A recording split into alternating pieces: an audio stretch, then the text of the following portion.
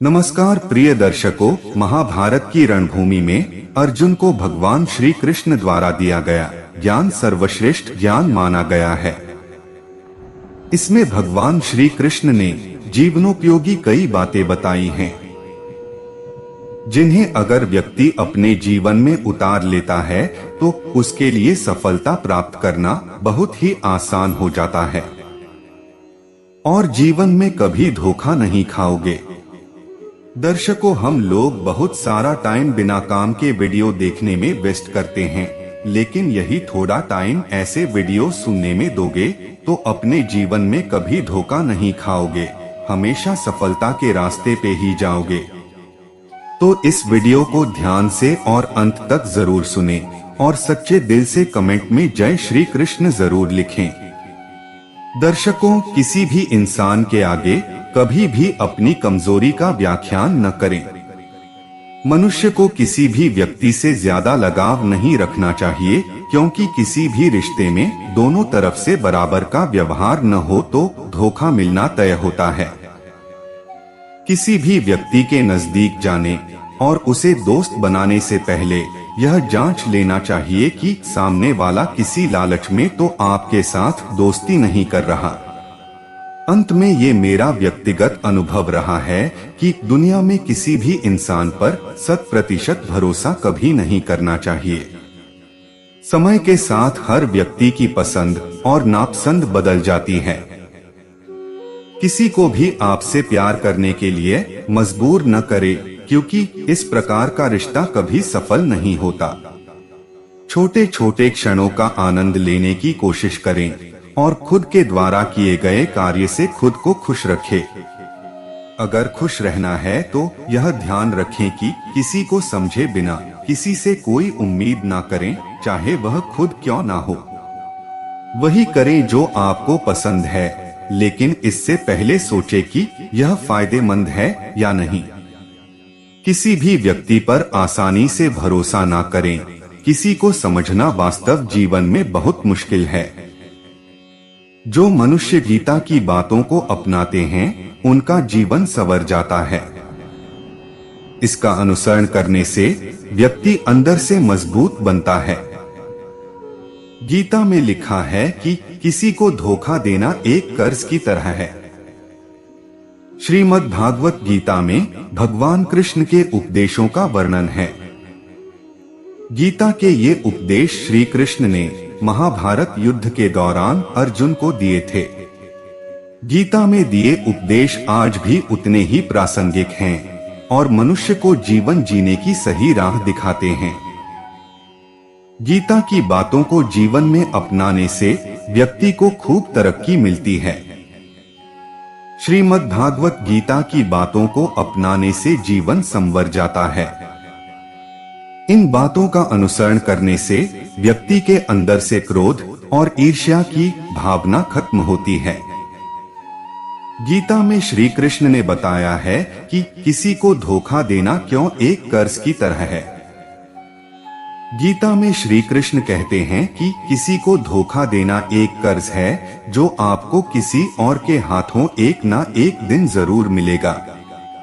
गीता में लिखा है कि समय का चक्र बहुत तेज चलता है, इसलिए ना तो अपने बल का अहंकार करें और ना ही अपने धन का। जीवन का हर दांव जीतना है तो बल से ज्यादा बुद्धि का उपयोग करें, क्योंकि बल लड़ना सिखाता है और बुद्धि जीतना। श्रीमद् भागवत गीता में श्री कृष्ण कहते हैं कि यदि किसी काम को करने में डर लगे तो याद रखना यह संकेत है कि आपका काम वाकई में बहादुरी से भरा हुआ है। गीता के अनुसार नेत्र केवल हमें दृष्टि प्रदान करते हैं, परंतु हम कब किस में क्या देखते हैं ये हमारी भावनाओं पर निर्भर करता है। श्री कृष्ण कहते हैं कि मनुष्य को स्वयं को ईश्वर में लीन कर देना चाहिए। ईश्वर के सिवाय मनुष्य का कोई नहीं होता है। इसके साथ ही यह मानकर कर्म करना चाहिए कि वह भी किसी का नहीं है। भोग से मिलने वाला सुख क्षणिक होता है, जबकि त्याग में स्थायी आनंद मिलता है। श्री कृष्ण कहते हैं कि सत्संग ईश्वर की कृपा से मिलता है, परंतु कुसंगति में भी मनुष्य अपने कर्मों से पड़ता है। गीता के अनुसार जीत और हार आपकी सोच पर निर्भर करती हैं। मान लो तो हार होगी और ठान लो तो जीत होगी। यह सोचो कि दूसरे को धोखा देकर कोई सुखी हो सकता है। ये गलत है। इस दुनिया में जो दूसरों को धोखा देते हैं वो आप उनसे भी बड़ा धोखा खाते हैं, और उनकी खुद की जिंदगी भी उनके साथ धोखा करती है। हमें सिर्फ नजर नहीं आता कि उनके जीवन में बीमारियां उन्हें घेर लेती हैं। उनके बच्चे उन्हें धोखा देते हैं, उनके अपने उनके साथ छल करते हैं। यह नियम है परमेश्वर का। अगर तुम किसी के साथ बुरा करोगे तो उससे दोगुना तुम्हारे साथ होगा।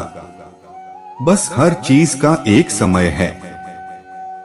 मरने का समय है, जीने का समय है, बोने का समय है, बोए हुए को काटने का समय है, मकान बनाने का समय है, बनाए हुए को गिराने का समय है। परमेश्वर ने हर किसी बात का समय नियुक्त किया है। हमें सिर्फ इंतजार करना है। हमें लगता है धोखा देने वाला खुश है, पर दुष्ट जन जिस विपत्ति से डरता है वह उस पर आ पड़ती है, परंतु धर्मियों की लालसा पूरी होती है। देख, धर्मी को पृथ्वी पर फल मिलेगा तो निश्चय है कि दुष्ट और पापी को भी मिलेगा। जब दुष्ट लोग उल्टे जाते हैं तब वो रहते ही नहीं, परंतु धर्मियों का घर स्थिर रहता है। कभी ऐसा न सोचना कि धोखा देने वाले सुख से रहते हैं, वो सबसे ज्यादा दुख पाते हैं। कृष्ण कहते हैं, अर्जुन तुम मेरा चिंतन करो लेकिन अपना कर्म करते रहो। वे अपना काम छोड़कर केवल भगवान का नाम लेते रहने का नहीं कहते। भगवान कभी भी किसी अव्यावहारिक बात की सलाह नहीं देते। गीता में लिखा है, बिना कर्म के जीवन बना नहीं रह सकता। कर्म से मनुष्य को जो सिद्धि प्राप्त हो सकती है वह तो संन्यास से भी नहीं मिल सकती। व्यक्ति को अपने स्वभाव के अनुसार काम आजीविका चुननी चाहिए, वह काम जिसमें उसे खुशी मिलती हो। हम अपनी प्रकृति और क्षमता के अनुसार काम करें, अपने अस्तित्व की जरूरत के अनुसार काम करें। गीता में यह भी लिखा है कि जो काम आपके हाथ में इस समय है, यानी वर्तमान कर्म, उससे अच्छा कुछ नहीं है। उसे पूर्ण करो। शिक्षा और ज्ञान उसी को मिलता है जिसमें जिज्ञासा हो। सम्मान और विनयशीलता से सवाल पूछने से ज्ञान मिलता है। जो जानकार हैं वे कोई भी बात तभी बताएंगे जब आप सवाल करेंगे। किताबों में लिखी या सुनी बातों को तर्क पर तौलना जरूरी है। जो शास्त्रों में लिखा, जो गुरु से सीखा है और जो अनुभव रहा है, इन तीनों में सही तालमेल से ज्ञान मिलता है। जो सही मात्रा में भोजन करने वाला और सही समय पर नींद लेने वाला है, जिसकी दिनचर्या नियमित है, उस व्यक्ति में योग यानी अनुशासन आ जाता है। ऐसा व्यक्ति दुखों और रोगों से दूर रहता है। गीता में लिखा है, आयु सत्वबलारोग्य सुख प्रीति विवर्धना। सात्विक भोजन सेहत के लिए सर्वोत्तम है। ये जीवन, प्राण शक्ति, बल, आनंद और उल्लास बढ़ाता है। सुख दुख का आना और चले जाना सर्दी गर्मी के आने जाने के समान है। सहन करना सीखें। गीता में लिखा है, जिसने बुरी इच्छाओं और लालच को छोड़ दिया है उसे शांति मिलती है। कोई भी इच्छाओं से मुक्त नहीं हो सकता, पर इच्छा की गुणवत्ता बदलनी होती है। क्या कोई इंसान किसी को धोखा देकर ईश्वर की नजरों से बच सकता है? इसका जवाब मैं एक कहानी के मार्फत देना चाहूंगा। एक बहुत महान सिद्ध फकीर थे जो आबादी से थोड़ी दूर जंगल के पास रहते थे। उनके पास 3 व्यक्ति शिष्य बनने के लिए पहुंचे। फकीर ने कहा कि शिष्य बनने के लिए वह एक परीक्षा लेता है, जो पहले पास होगा उसी को शिष्य बनाएंगे। तीनों परीक्षा देने के लिए तैयार हो गए तो फकीर ने तीनों को एक एक कबूतर देते हुए कहा कि कबूतर को ऐसी जगह मारना है जब इसे न कोई देख रहा हो न जान रहा हो। जो पहले मरा कबूतर लेकर आएगा उसी को शिष्य बनाएंगे। तीनों कबूतर लेकर वहां से निकले। एक ने अंधेरी कोठरी में जाकर कबूतर का गला दबा दिया और मरा कबूतर लेकर फकीर के पहुंचकर दावा किया, मैंने कबूतर अंधेरे बंद कमरे में मारा है और उस वक्त कोई देखने वाला मौजूद नहीं था। लेकिन फकीर ने उसे वापस कर दिया। दूसरा व्यक्ति कबूतर लेकर जंगल में काफी भीतर तक गया, जहां एक खोह थी।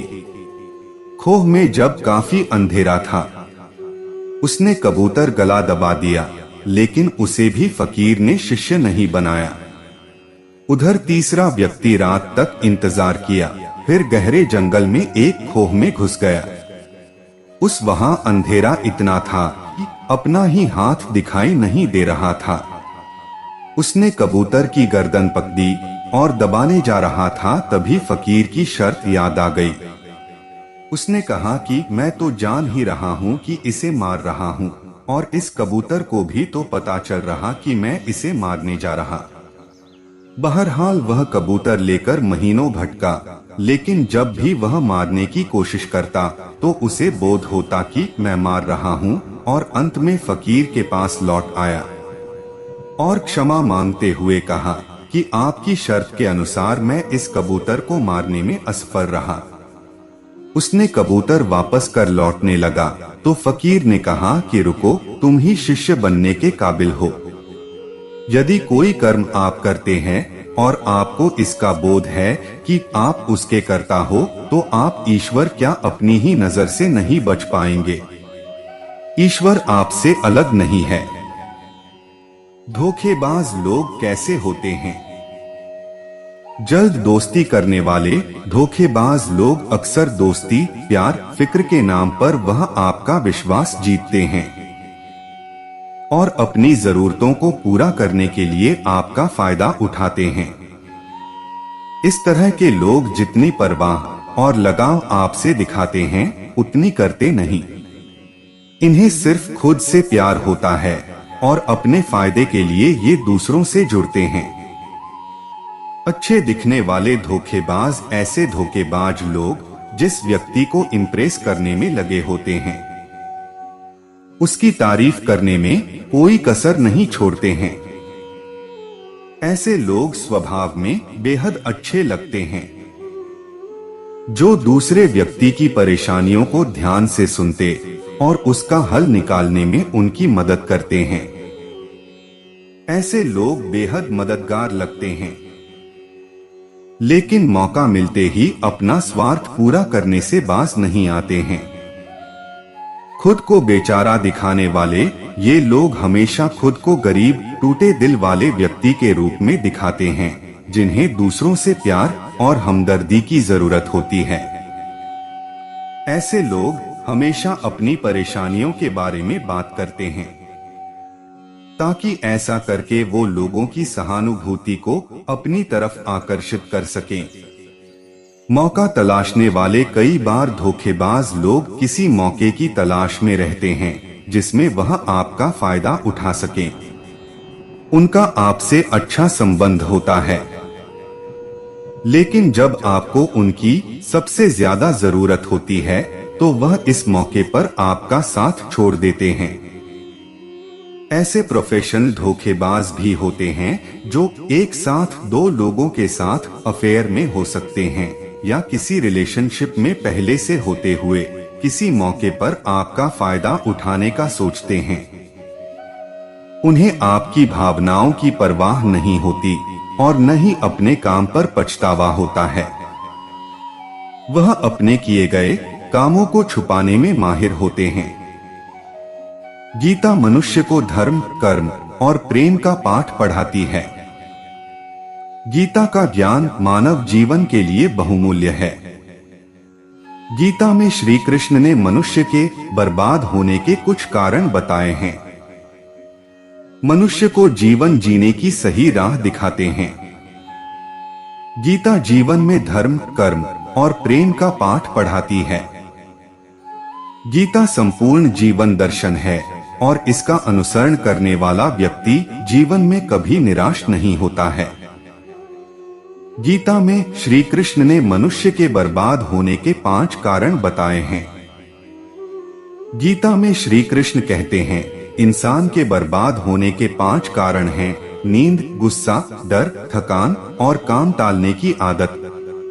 गीता में श्री कृष्ण ने कहा है, केवल पैसों से आदमी धनवान नहीं होता, असली धनवान वो है जिसके पास अच्छी सोच, मधुर व्यवहार और सुंदर विचार होते हैं।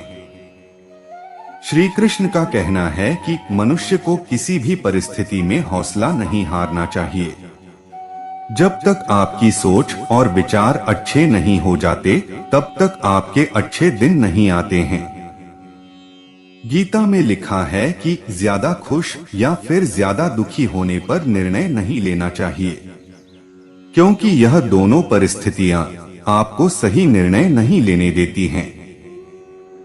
यदि तुम्हारे अंदर खुद को बदलने की ताकत नहीं है, तो तुम्हारा कोई अधिकार नहीं कि तुम भगवान या भाग्य को दोष दो। जो लोग अपने कर्मों के अलावा मन में कोई भी अन्य विचार लाते हैं, वो लोग अपने लक्ष्य से आसानी से भटका जाते हैं। गीता के अनुसार व्यक्ति को कभी भी अपने कर्मों पर संदेह नहीं करना चाहिए। ऐसा करने पर व्यक्ति अपना ही नुकसान कर बैठता है। इसलिए सफलता प्राप्त करना चाहते हैं तो जो भी कार्य करें उसे पूरे विश्वास के साथ करें। बिना किसी संदेह के पूरा किए गए काम में ही व्यक्ति को सफलता मिलती है। गीता में श्री कृष्ण कहते हैं कि किसी भी कार्य में सफलता प्राप्त करने के लिए मन पर नियंत्रण रखना बहुत जरूरी है। काम करते वक्त अपने मन को हमेशा शांत और स्थिर रखना चाहिए। क्रोध बुद्धि का नाश करता है और इसकी वजह से बने बनाए काम भी बिगड़ जाते हैं। इसलिए क्रोधी व्यक्ति भी अपने लक्ष्य को जल्दी प्राप्त नहीं कर पाते। गीता के अनुसार किसी वस्तु के प्रति अधिक मोह ही मनुष्य के दुख और असफलता का कारण बनता है। इसलिए मनुष्य को अपनी किसी भी वस्तु से बहुत अधिक लगाव नहीं रखना चाहिए। अत्यधिक लगाव से व्यक्ति में क्रोध और दुख का भाव उत्पन्न होता है। इसकी वजह से वह अपने कर्म पर ध्यान नहीं लगा पाता। इसलिए मनुष्य को अत्यधिक लगाव से बचना चाहिए। श्री कृष्ण के अनुसार किसी भी कार्य में सफलता प्राप्त करने के लिए सबसे पहले अपने भीतर छिपे डर को खत्म करना जरूरी है। यह शिक्षा भगवान ने अर्जुन को भी दी थी और कहा था कि अगर युद्ध में तुम मारे गए तो स्वर्ग मिलेगा और अगर जीत गए तो धरती पर राज मिलेगा। इसलिए अपने मन से डर को खत्म कर दो। भगवत गीता में श्री कृष्णा ने ऐसा क्यों कहा है कि कर्म करो, फल की चिंता मत करो, जबकि मैं सोचता हूँ कि जब फल के बारे में पता होगा तभी तो आदमी कर्म करेगा। भगवत गीता में श्री कृष्ण ने कर्म करो, फल की चिंता मत करो ऐसा इसीलिए कहा कि कर्म करना प्रत्येक व्यक्ति का कर्तव्य है। जो व्यक्ति कर्म नहीं करता है, इसका मतलब है कि वह अकर्मण्य है तथा अपने कर्तव्य का पालन नहीं कर रहा है, तथा जो कर्तव्य का पालन नहीं करता है वह पाप का भागी होता है, तथा वह अपने लक्ष्य की प्राप्ति नहीं कर सकता है। फल प्राप्ति होगी या नहीं यह व्यक्ति के वश में नहीं है, किंतु कर्म करना उसके वश में है। कर्म करने में ही तेरा अधिकार है, फल पर नहीं। इस कथन का यही मतलब है कि तुम्हारा कर्तव्य मात्र कर्म करना है, न कि कर्म के फल की आशा करना। फल मिलना या न मिलना तुम्हारे हाथ में नहीं है। कर्मण्येव अधिकारस्ते मा फलेषु कदाचन। इसका सार यह है कि आपको मात्र काम करने का अधिकार है, क्योंकि काम करना आपके कर्तव्य हैं, लेकिन कोई विशेषाधिकार नहीं। आपको लगता है कि मैं काम क्यों करूं, महीने के अंत में मुझे जो चाहिए वो मिलेगा। लोग कारखानों, बैंकों और कार्यालयों के बाहर बैठते हैं, मैं काम करता हूं या नहीं, मुझे मेरा वेतन मिलेगा। यह रवैया इस दुनिया में अपने अस्तित्व के आसपास के वातावरण के साथ संबंध को न समझने के कारण उत्पन्न होता है। दृश्यमान संतुष्टि के लिए मत सोचो। गीता आपको बताएगी कि तत्काल दिखाई देने वाली संतुष्टि बाद में दुख का स्रोत होगी। शुरू में जीवन बहुत कठिन लगता है, यह कांटे की तरह चुभता है, लेकिन यह आपको फल देगा। सभी अच्छी चीजें पहले कड़वी लगती हैं, लेकिन बाद में वे शहद की मिठास पैदा करेंगी, जबकि सभी चीजें जो आपको बांधती हैं, वे आपके मुंह में शहद की तरह होंगी, लेकिन बाद में वे आपको मारेंगी। अतकर्म को कर्तव्य समझकर करना चाहिए। यही आपके हाथ में है, आपके वश में है, आपके अधिकार में है। भगवद गीता में श्री कृष्णा ने कर्म करने और फल की चिंता न करने की सलाह इसलिए दी है क्योंकि वह इस प्रकार का व्यवहार मनुष्य के लिए आदर्श मानते हैं, जो उसे सुख, शांति और समृद्धि की प्राप्ति में मदद कर सकता है। यह निर्देश वह अर्जुन को दे रहे हैं जो महाभारत युद्ध के समय अपने कर्तव्य के मार्ग पर विचलित हो रहे थे।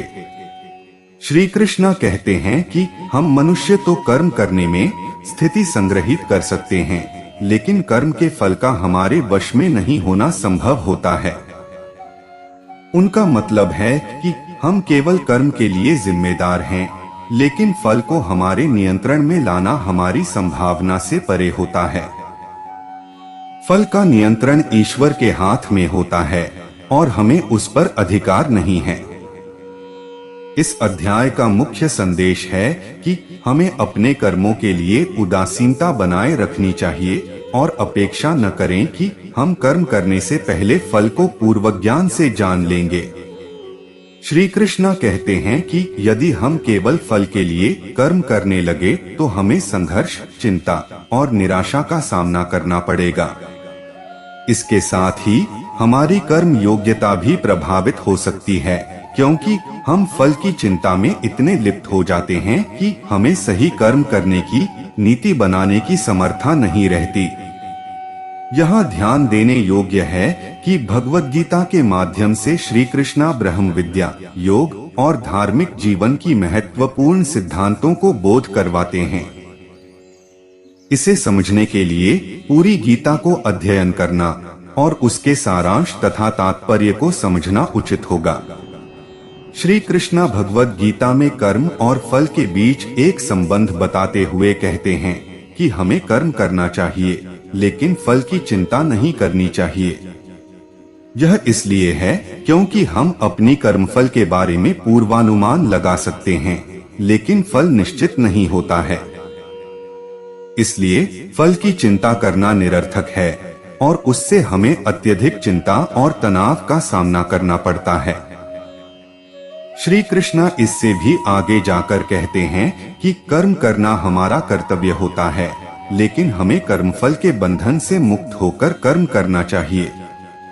कर्मफल की चिंता से हम अपने कर्तव्य को नहीं निभा पाते हैं और फल के अपेक्षाकार अपने कर्तव्य को भूल जाते हैं।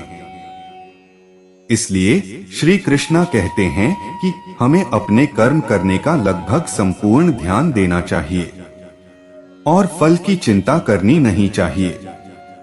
जब हम अपने कर्म करते हैं तो हमें अपने कर्तव्य के प्रति उत्साह और संकल्प होना चाहिए, जो एक सफल जीवन के लिए आवश्यक होते हैं। मनुष्य जीव को कर्म के बारे में पता होगा तभी फल का पता चलेगा, परंतु कुछ नहीं कुछ मिलेगा जरूर, चाहे आप चाहो ना चाहो।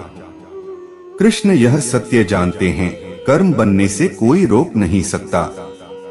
जैसे विचार का ना करना भी एक विचार है, श्वासन भी एक कर्म है, क्योंकि सब शरीर में हो रहा है।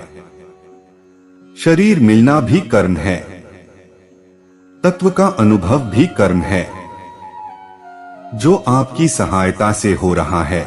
इसलिए कृष्ण जी ने सत्कर्म करने को कहा है, ताकि आपको लक्ष्य 84 में ना जाना पड़े। कृष्ण जी ने कभी नहीं कहा मैं परमात्मा हूं, कर्म से प्राप्त कर लोगे तुम। बल्कि कृष्ण जी ने तो पाखंड का अर्थात असत्य का खंडन किया है। साफ बोला है, ना मैं जप से, ना तप से, ना पूजा पाठ से, ना क्रिया से मिलूंगा, बल्कि जो मुझे परम तत्व के द्वारा जानते हैं वही मुझको प्राप्त कर सकते हैं, जान सकते हैं। ऐसे भक्त मुझे प्रिय है। नहीं तो मुझ कृष्ण अर्थात शरीर को प्राप्त करोगे जो नाशवान है। मेरा ही एक रूप अर्थात नकल ये कण कण है, अर्थात मैं सब जगह हूँ। परंतु जो परम ज्ञानी मुझे तत्वरहित स्वरूप में जानता है वही मुझ तक पहुँच पाता है। अन्य सबको मैं खा जाता हूँ और फिर पैदा कर देता हूँ। यह सब मैं मेरी माया व 3 गुण के द्वारा करता हूँ। मैं अव्यक्त रहता हूँ। सब वस्तुएं मुझ में हैं और मैं वस्तुओं में हूँ। और कितना साफ सत्य समझाएंगे कृष्ण जी। परंतु मनुष्य ने कृष्ण जी को कृषि बना डाला मनमाने से। भगवान भगवान मानकर सब ऐसी तैसी कर रहे, कृष्ण जी की व कृष्ण नाम की। आप तो कृष्ण नाम भी नहीं जानते असली। कर्म व फल का रहस्य क्या खाक जानोगे। इसलिए कृष्ण जी ने गीता बोलनी पड़ी आकर, वरना उसे आने की कोई जरूरत नहीं थी। सिर्फ जीव अर्थात आपके भले के लिए, ताकि भवसागर को पार कर सको। वो आपको तैरना सिखाने के आए थे, ना कि पाखंड सिखाने के लिए। अगर ये सत्य भेद कोई गुरु भी नहीं समझे तो चेलों का क्या हाल होगा, ये तुम ही विचार करो सत्य पर। इसलिए कृष्णा को भी अज्ञान बना दिया। इन अधूरे अज्ञानी अविवेकी गुरुवा लोगों ने जो आपका मनुष्य जीवन बर्बाद करवा रहे हैं। कृषि व कृष्ण भक्ति के नाम पर आपको लुटा भ्रमाया जा रहा है। सत्य से इसका कोई लेना देना नहीं है। ऐसे अज्ञानी गुरुवान लोगों की पहचान करो जो आपको मन माया 3 गुण व अक्षरों में उलझा रहे हैं, सत्य बताकर। जब तक कर्म नहीं करेंगे तब फल कैसे मिलेगा। जैसे बिना बीज बोए अनाज नहीं उगाया जा सकता, उसी तरह बिना कर्म किए किसी तरह का फल भी नहीं मिलता।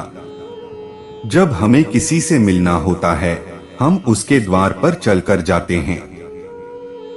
फिर भगवान के मंदिर जाने के लिए हम क्यों कतराते हैं। भगवान हमसे कुछ मांगते नहीं है, वह तो हर वक्त देते ही रहते हैं। और इंसान कभी तृप्त नहीं होता। अच्छे कर्म करो, जिसका भला कर सकते हो जरूर करो। अच्छे कर्म कभी व्यर्थ नहीं जाते और अच्छा ही फल मिलता है। आप यह भी सोचो कि आपकी औलाद अच्छी है, आपके यह कर्म फल है। आप सब तरह से संपन्न हो, यह भी भगवान की देन है, यह भी आपके कर्म फल है। हर उस चीज का शुक्रगुजार हो जो हमें भगवान ने दिए। जिस तरह हर रोज सूर्य अपनी रोशनी देता है, उसने कभी भी ऐसा नहीं किया कि इसके घर में ज्यादा रोशनी और दूसरे के घर में कम रोशनी हो।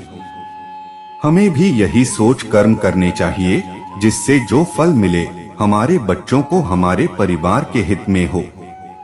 श्री कृष्ण यह समझाते हैं कि सभी जीव अपनी स्वाभाविक प्रकृति के गुणों के कारण कार्य करने के लिए बाध्य होते हैं और कोई भी प्राणी एक क्षण के लिए भी अकर्मा नहीं रह सकता।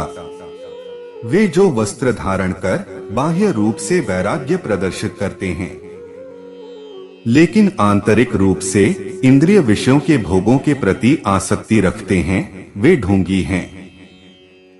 जो कर्मयोग का अनुपालन करते हुए बाह्य रूप से निरंतर कर्म करते रहते हैं, लेकिन उनमें आसक्त नहीं होते, वे उनसे श्रेष्ठ हैं। इसके बाद श्री कृष्ण इस पर बल देते हैं कि सभी जीवित प्राणियों को भगवान की सृष्टि की व्यवस्था के अभिन्न अंग के रूप में अपने दायित्वों का निर्वहन करना पड़ता है। जब हम भगवान के प्रति आभार व्यक्त करते हुए अपने कर्तव्यों का पालन करते हैं, तब ऐसे कर्म यज्ञ बन जाते हैं। यज्ञों का अनुष्ठान वास्तव में स्वर्ग के देवताओं को प्रसन्न करने के लिए किया जाता है और वे हमें सांसारिक सुख और समृद्धि प्रदान करते हैं। ऐसे यज्ञों के कारण वर्षा होती है और वर्षा से अन्न उत्पन्न होता है, जो जीवन निर्वाह के लिए आवश्यक है। वे जो इस सृष्टि चक्र में अपने उत्तरदायित्व को स्वीकार नहीं करते, वे पापी हैं। वे केवल इंद्रिय सुख प्राप्त करने के लिए जीवित रहते हैं और उनका जीवन व्यर्थ हो जाता है। फिर आगे श्री कृष्ण कहते हैं कि शेष मानव जाति से भिन्न ऐसी प्रबुद्ध आत्माएं जो आत्मज्ञान में स्थित रहती हैं, वे शारीरिक उत्तरदायित्वों का पालन करने के लिए बाध्य नहीं होती, क्योंकि वे आत्मा के स्तर पर अपने उच्च दायित्वों का निर्वहन कर रही होती हैं। हालांकि वे अपने सामाजिक दायित्वों का त्याग कर देती हैं, जिससे सामान्य मनुष्यों के मन में असमंजस की भावना उत्पन्न होती है, जो महापुरुषों के पदचिह्नों पर चलना चाहते हैं। इसलिए ज्ञानी पुरुषों को संसार के अनुसरणार्थ उच्च आदर्श प्रस्तुत करने के लिए बिना किसी प्रयोजन और व्यक्तिगत लाभ के लिए निरंतर कर्म करना होगा। यह अज्ञानी को अपरिपक्व अवस्था में अपने नियत दायित्वों का त्याग करने से रोकेगा। अतीत में महान राजर्षियों जैसे कि राजा जनक और अन्य राजाओं का यही उद्देश्य था, जिन्होंने अपने सांसारिक दायित्वों का निर्वहन किया था। तत्पश्चात अर्जुन पूछता है कि लोग अनिच्छा से पापपूर्ण कर्मों में प्रवृत्त क्यों होते हैं? क्या उन्हें बलपूर्वक पाप कर्मों में लगाया जाता है? परम प्रभु श्री कृष्ण बताते हैं कि संसार का सर्वभक्षी पाप पूर्ण शत्रु केवल काम वासना है। जिस प्रकार से अग्नि धुएं से ढकी रहती है, दर्पण धूल से ढका रहता है, उसी प्रकार से कामना मनुष्य के ज्ञान पर आवरण डाल देती है और उसकी बुद्धि का विनाश कर देती है। फिर श्री कृष्ण अर्जुन से आह्वान करते हैं कि वह इस कामना रूपी शत्रु का संहार कर दें, जो पाप का मूर्त रूप है, और अपनी इंद्रिय, मन और बुद्धि को वश में करें। मनुष्यों में और निम्न स्तर के प्राणियों में खाना, सोना, घबराना और गमन करना समान है। मनुष्य अन्य प्राणियों से श्रेष्ठ है वो विवेक ज्ञान की बदौलत। इसलिए जिन मनुष्यों में ज्ञान नहीं है, वे पशु है। हे केतकी पुष्प, तुम में तो कीड़े रहते हैं। तुमसे ऐसा कोई फल भी नहीं बनता जो खाया जाए। तुम्हारे पत्ते कांटों से ढके हैं। तुम टेढ़े होकर बढ़ते हो, कीचड़ में खिलते हो। कोई तुम्हें आसानी से पा नहीं सकता, लेकिन तुम्हारी अतुलनीय खुशबू के कारण दूसरे पुष्पों की तरह सभी को प्रिय हो।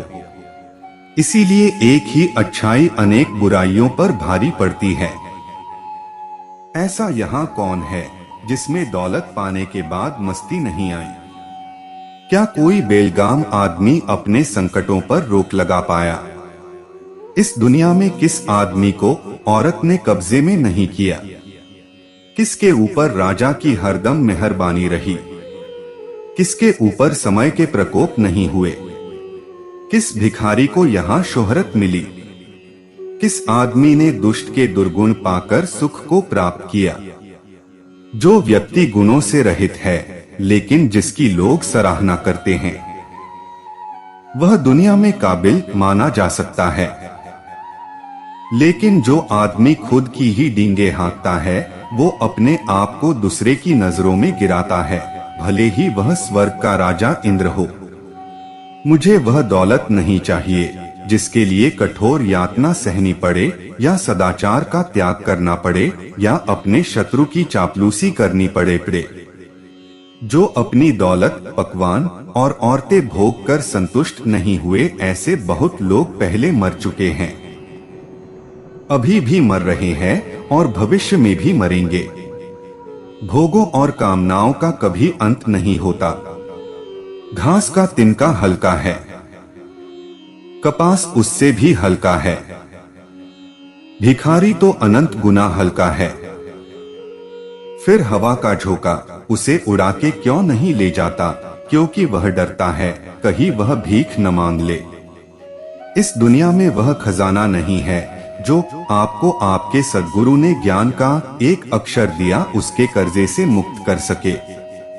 उज्ज्वल वेश देखकर विश्वास मत करो। बगुला नदी की धार के किनारे बैठकर ध्यान लगाए रहता है और मछली पकड़कर खा जाता है। उसी तरह वह धोखेबाज भी साधु के वेश में तुम्हारे विवेक का हरण कर सकता है। ऐसा वेश रहन सहन रखें कि पुनः यह शरीर ना हो, पुनर्जन्म न हो। तुम ज्ञान की गुदरी ओढ़ो जो तुमसे कोई ले न सके, छीन न सके। कवि उपदेशक असंख्य है, सिर मुड़वाने वाले भी करोड़ों है, परंतु जिसने अपने मन को मुड़वा लिया हो, माया मोह को मन से त्याग दिया हो, तुम उसकी शरण में जाओ। एक पारिवारिक गृहस्थ को संतों की सेवा करनी चाहिए और संत को केवल राम का सुमिरन करना चाहिए। इसमें कोई भ्रम या धोखा नहीं है। दोनों का यही काम है और इसी में दोनों का कल्याण है। चतुराई से प्रभु की प्राप्ति संभव नहीं है, यह एक मूल बात है। एक निर्मोही एवं निराधार को प्रभु दीनानाथ अपना बना लेते हैं। जिसका चाल चलन बगुले की तरह छल कपट वाला है, लेकिन संसार की नजर में वह हंस जैसा अच्छा कहलाता है, वह मुक्ति का मोती नहीं चुक सकता है। वह मृत्यु के फांस में अवश्य गिरेगा। जब माला तिलक लगाना आदि से कोई उद्देश्य पूरा नहीं होता है। अपरिपक्व मन से माला गिनने और नाचने से नहीं होगा। प्रभु तो केवल सच्चे प्रेमी को ही मिलते हैं।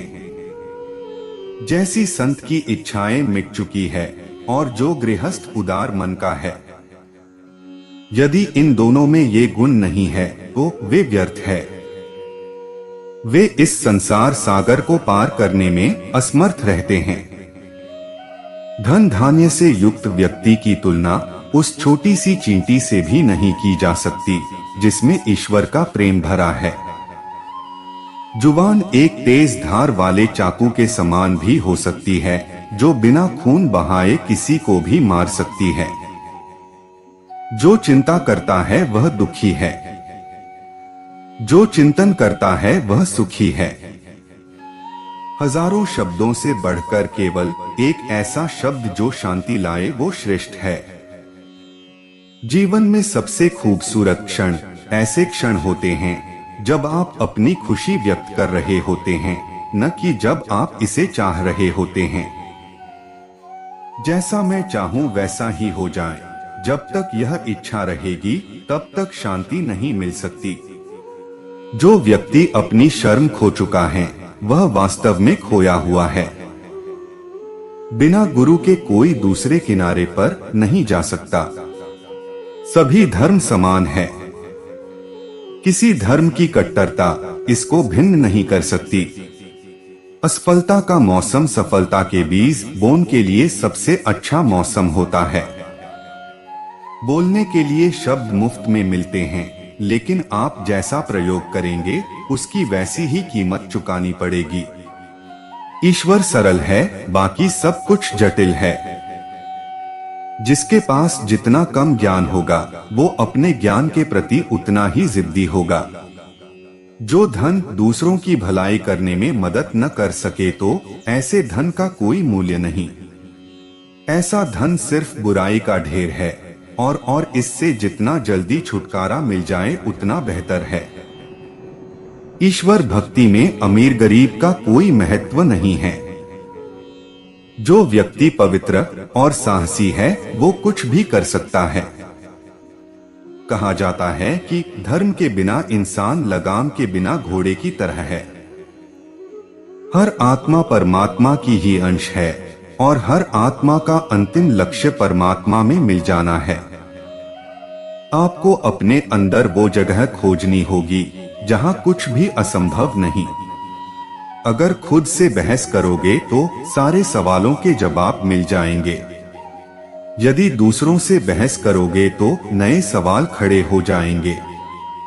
जब मनुष्य अपनी गलती का वकील और अन्य की गलती का जज बन जाता है तो फैसले नहीं फासले बन जाते हैं। अपने गुरु में पूर्ण रूप से विश्वास करें, यही साधना है। ईश्वर ने दूसरों को क्या दिया है यह देखने में हम लोग इतने व्यस्त रहते हैं कि ईश्वर ने हमें क्या दिया है वो देखने का हमें वक्त ही नहीं होता।